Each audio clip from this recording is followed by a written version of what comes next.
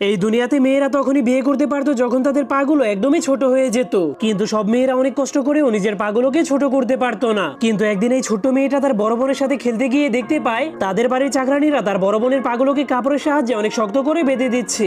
যা দেখার পর সে অনেক অবাক হয়ে যায়, কারণ তার বোনের পাগুলো তার হাতের চাইতেও বেশি ছোট ছিল। কিন্তু যখনই চাকরানীরা সেই ছোট্ট মেয়েটাকে দেখতে পায় তখনই তারা দরজা বন্ধ করে দেয়, কারণ এখানে বড় মেয়েদের পা কাউকে দেখানোর কোনো অনুমতি ছিল না। এরপর ছোট্ট মেয়েটা তার বড় বোনের মন খারাপ দেখতে পেয়ে তার বড় বোনকে খুশি করার জন্য জড়িয়ে ধরে। কিন্তু এর কিছুক্ষণ পরেই ছেলেপক্ষ তাকে নিয়ে যাওয়ার জন্য পালকি পাঠিয়ে দেয়। কিন্তু তখন মেয়েটা তার পরিবারকে শেষ বিদায় দেওয়ার সময় তার মনটা অনেক খারাপ হয়ে যায়। এরপর এক বছর কেটে যাওয়ার পরেও ছোট্ট মেয়েটা তার বড় বোনকে অনেক মিস করছিল। এই জন্য সে নিজেই তার বোনের জন্য ছোট্ট সাইজের জুতো বানাতে শুরু করে। তখন মেয়েটা সেই জুতোগুলো নিজের পায়ে পরার চেষ্টা করে, কিন্তু তার পাগুলো অনেক বড় ছিল। কিন্তু তখনই তার মা তাকে জোর করে ঘরে নিয়ে যায়। এরপর তার মা তাকে একটা চেয়ারের উপরে বসিয়ে তার পায়ের উপরে প্রচন্ড শক্ত করে সেই কাপড় পেঁচাতে শুরু করে দেয়, যার কারণে মেয়েটা ব্যথার কারণে অনেক জোরে জোরে